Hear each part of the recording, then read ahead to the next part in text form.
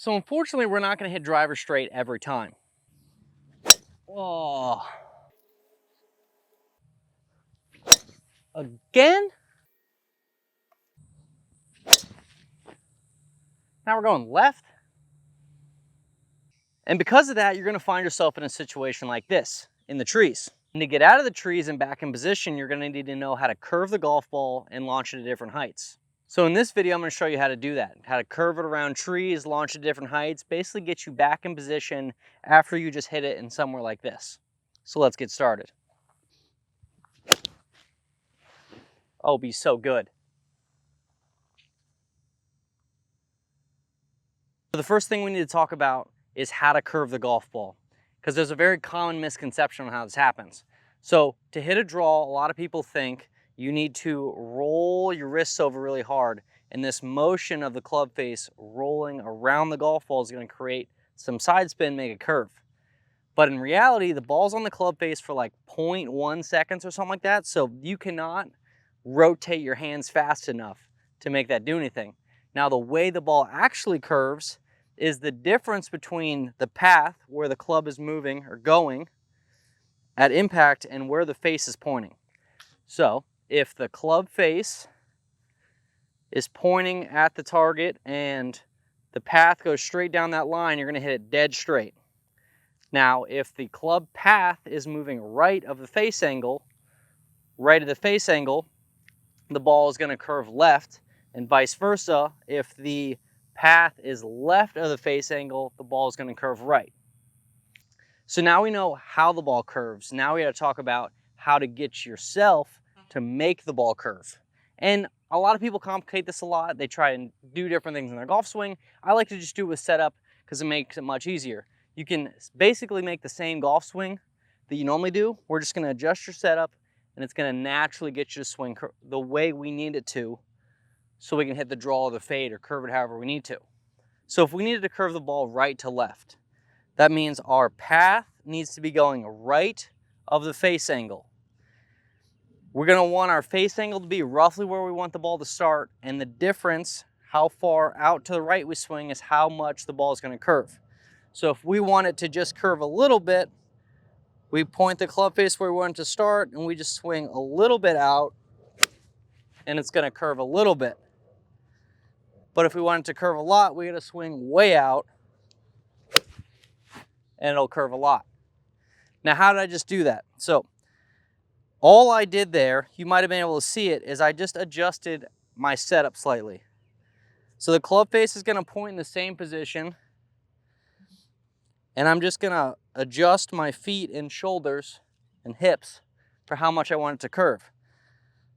So if this is dead straight shot, little draw, little closed, big draw or hook, real closed.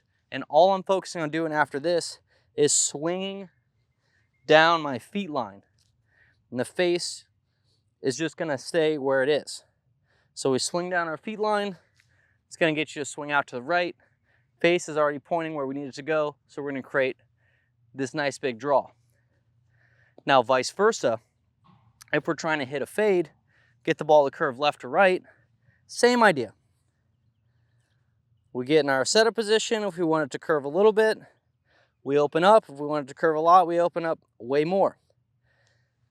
And we're still just swinging down our feet line. So you can hit a big old banana cut because I swung down my feet line, and that curve was created by the path in relation to the club face. So you know how to curve it now. So the next part is different heights. You can hit your standard height, which pretty much everyone knows how to do because it's your standard shot. There's low, and then there's high. So let's start with low. Low is a lot simpler than you think. One, because, well, we have a bunch of different golf clubs. So if you want to hit it lower, just take less loft. So this was a 7. If I grab a 6 iron, naturally the ball is just going to launch lower. The other thing we have to think about too is speed equals spin, and spin equals height. So if we swing super, super hard at this, it's just going to spin a lot. We're going to get it way up in the air. So we need to think about taking off speed. So that's also one of the reasons why we club up, because we can swing a little slower, it's going to launch nice and low. Another thing you can do to take off some speed is to just choke down a little bit, like an inch or so. Just make the club a little shorter. It's going to help the speed come down a little bit, help you launch it lower. And the third thing, it's just ball position. If this is our standard ball position, ball's probably like right in there, we're just going to move it back another 2 balls or so. That means the ball's slightly back, our weight's going to stay where it normally is, if not slightly more forward, and we really got to focus on keeping that weight forward and finishing with our weight forward. And one last thing you can do is just to cut off the follow through. Just make it a little shorter. So I'll demonstrate it for you. I clubbed up, move the ball back a little bit, choke down. I'm not going to hit it as hard as I normally would. We're going to take a little bit of speed off, and we're going to finish the follow through a little bit short. So it takes off nice and low. Now, all of this vice versa basically. If we wanted to hit it higher, loft is your friend. So now I'm at an 8 iron. Again, speed equals spin, which equals height. So for this, we're going to add a little bit more speed to it. So we're going to focus on swinging a little bit harder. And we're also going to focus on ball position comes up a little bit in your stance. So if this is standard for your 8 iron, it comes a little up. And we're going to think about finishing really high. So on the low one, we're finishing low. This one, we're going to finish real high. So to demonstrate it for you, we clubbed down so there's more loft. We're going to add speed. Ball position is going to be forward, and we're going to finish high. So all that together, we get a nice high one. So now you learned curving at both directions and launching at different heights. Now we just need to put it together. So let's go on the golf course, and I'll show you some examples. Welcome to scenario 1. We're in our tiny forest we have on the first hole. So I have to curve it right because this is in the way of the pin. So it's got to curve from left to right, and I have to get over the little tree in front of me, so it's also got to be high. So what are we doing here? Well, first, we're getting enough loft. I've got pitching wedges, isn't very far, but we're going to make sure we get over this tree. Secondly, ball position is going to go slightly forward of where it normally is. So that's going to help with height. And we're going to focus on finishing nice and high. Nice and high. So that covers height. Now, when we're talking about curving the golf ball, I want to think about the ball needs to start here. So that's roughly where the club needs to be pointing. And then from there, we're going to adjust our setup. So this is square. If I want to hit it straight, now we open it up and we swing down our feet line. And as a result, you should get a nice high fade. There you go.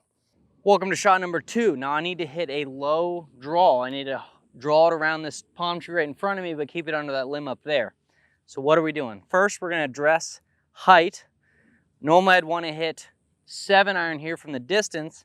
So in this one, I clubbed up to a 6 iron because that's going to allow me to launch it lower. I can take some speed off of it, and it's going to launch it nice and low. Remember, speed equals spin equals height. We're trying to hit it lower, so we need less speed and less spin. We clubbed up. We're going to choke down slightly. So there's a gap. We're going to focus, cutting the swing off a little bit short and the ball position slightly back of normal. This is normal, slightly back. So there's height. Next, we're talking about curve. I don't need the ball to curve a crazy amount here. And I want the ball to start basically right up the middle of these trees. So I'm going to set the club up right up the middle of these trees. And I'm going to simply close my stance just a little bit. I'm going to focus on swinging down my feet. So because there's only a little difference in my feet, it's only going to curve a little bit. So put it all together. Should get low, turning a little bit left.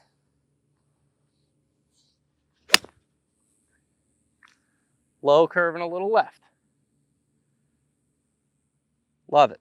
So now scenario number 3, this one's a little bit more difficult. I need to curve it around these trees here, curve it from left to right, but I also have to keep it down.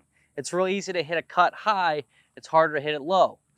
So let's talk about height first. So from this distance, normally it'd be like a 9 iron. I have 7 iron because we really need to take off speed and we need to launch it low. So I need less loft to launch it low, and I need to be able to take off plenty of speed so we can launch it low. Less speed, less spin, less height. Got that? Next, curve-wise.